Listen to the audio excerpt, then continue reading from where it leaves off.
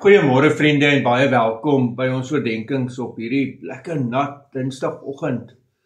Ja, ons het goeie reën deur die nag gehad, so 23 milli by ons. En ek hoop dat die reën vir jou iets mooi is, dat jy dit beleef as 'n stuk genade uit die hand van die Here. Ons leef ook in 'n area hier by ons waar ons baie uitgelewer is in die natuur. As dit te veel reën, dan het ons ook wel 'n bietjie moeilikheid. En ek dink hierdie teks vanoggend praat mens ons in enige situasie. Hoor Jesaja 31 vers 1. Wee hulle wat na Egipte afgaan vir hulp. Ekskuus julle.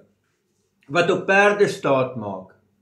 Hulle vertroue plaas op strydwaans, omdat daar baie is, en op perderuiters, omdat hulle besonder talryk is. Maar hulle sien nie op na die Heilige van Israel nie. Hulle raadpleeg nie die Here nie. Vriende, hier kom 'n vraag na my en jou toe. Is ons regtig besig om in vertroue op die Here te leef? En raadpleeg ons hom regtig oor alles? Oor alles vir my kinders, oor elke finansiële besluit wat ek moet neem, oor elke besluit oor my toekoms, elke besluit by die werk. Ken ek die Here in dit? Raadpleeg ek hom? Ek onthou, hoeveel keer het ouer mense vir my gesê, ja, hulle het hierdie worstel met die Here gehad oor 'n besluit. Ek hoor dit nie meer nie.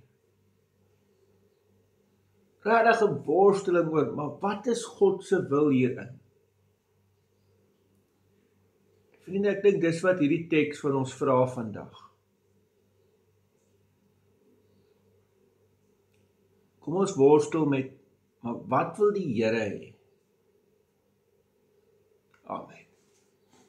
Here almagtige God, baie dankie dat ons U naam mag aanroep vanoggend. En ja, Here, help ons om U wil te soek. Help ons om dit te verstaan dan. Ons wil in afhanklikheid van U leef. In die naam van ons Here Jesus Christus. Amen.